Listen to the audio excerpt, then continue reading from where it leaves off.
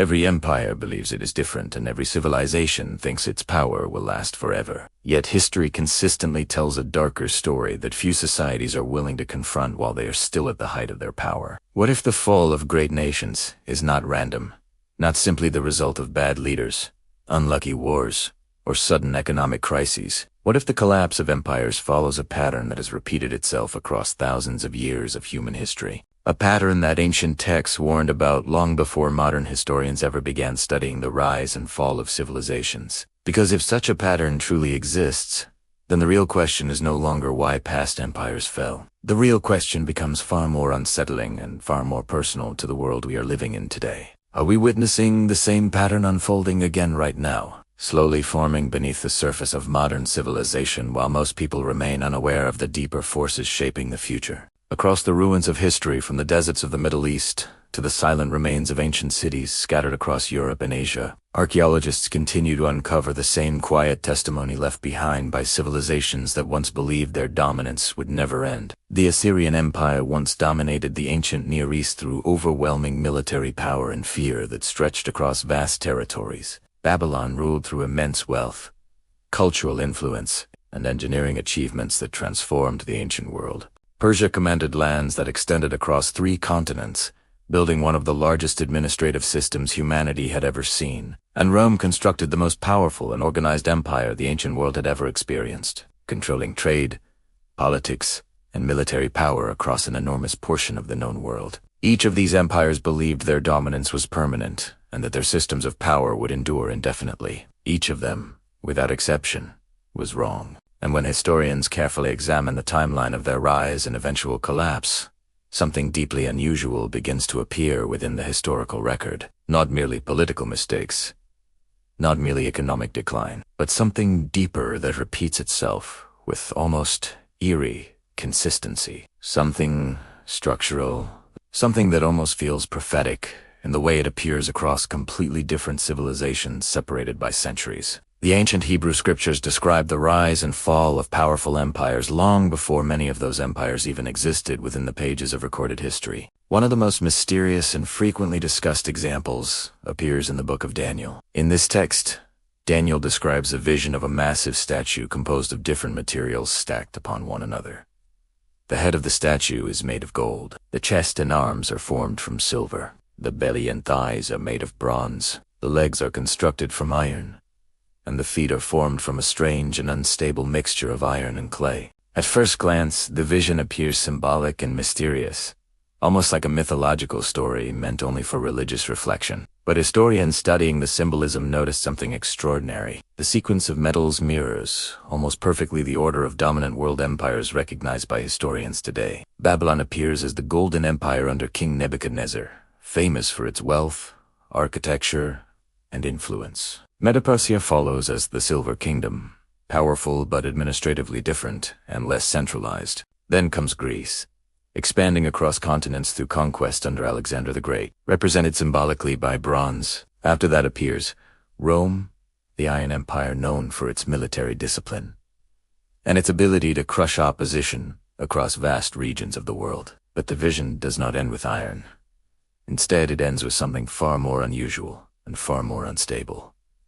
The feet are made of iron mixed with clay, strong and powerful in appearance, yet internally fragile and divided. According to the text, this final stage represents a kingdom or system that contains both strength and weakness at the same time.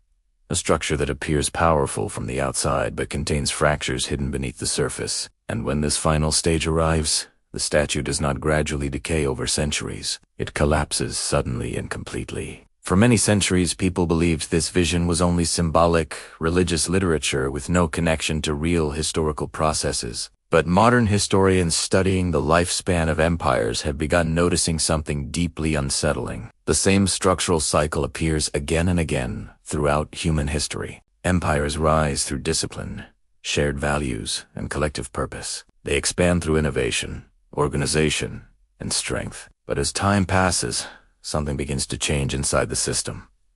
Wealth accumulates in the hands of fewer people. Power becomes concentrated within smaller groups. Internal divisions begin to grow within the population. Institutions that once served the public begin weakening, and the moral frameworks that once held the society together slowly erode. Eventually, the empire that once expanded outward begins collapsing inward. The Roman Empire provides one of the clearest examples of this transformation. At its peak, Rome controlled nearly the entire Mediterranean world and governed vast populations through an intricate network of law, military power, and infrastructure.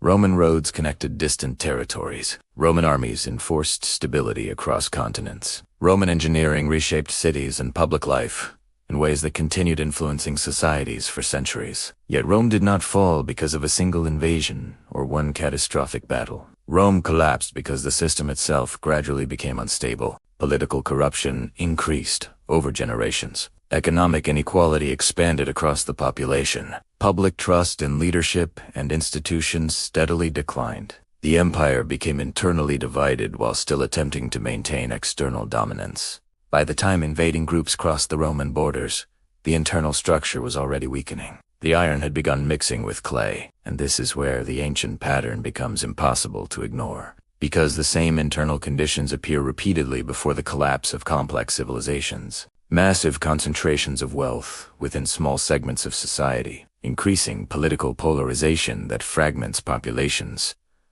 the gradual loss of shared cultural identity, the overextension of military and economic systems beyond sustainable limits, and a growing sense among citizens that the institutions governing them no longer truly represent their interests. These observations are not merely philosophical reflections. They are patterns documented repeatedly within the historical record. Historians studying the collapse of complex societies often point to a similar phenomenon.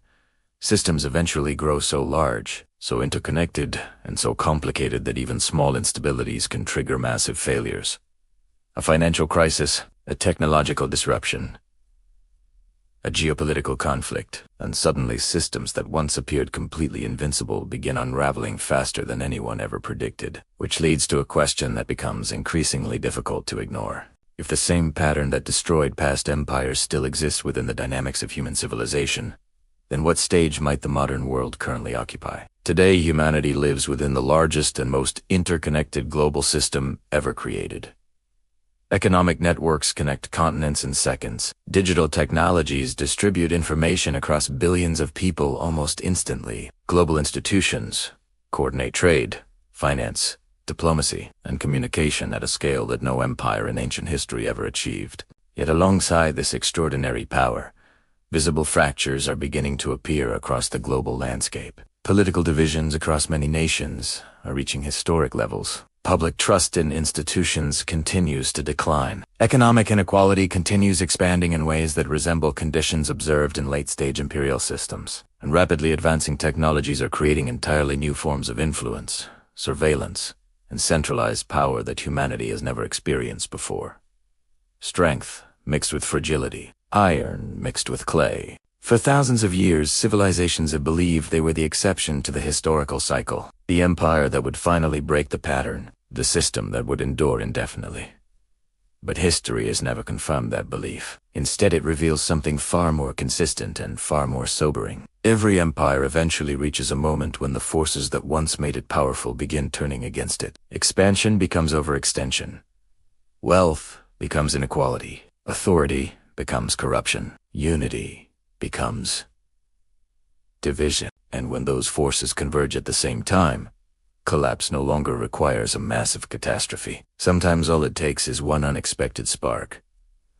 One crisis, one moment when the system can no longer absorb the pressure placed upon it. And then the structure that once seemed indestructible begins collapsing with astonishing speed. Ancient prophetic texts describe this moment not as random chaos, but as inevitability. Not merely a historical accident, but the natural consequence of patterns repeating across generations. Which brings us back to the question that started this investigation. What if the fall of empires truly follows a predictable pattern hidden within the structure of human societies? What if the warning signs have always been visible long before the collapse actually arrives? And what if the generations living during the final stage almost never recognize the danger until the collapse is already unfolding around them? History does not whisper its lessons quietly. It leaves them carved into the ruins of civilizations that once believed they were eternal. And if the pattern is real, then the question is no longer whether empires fall.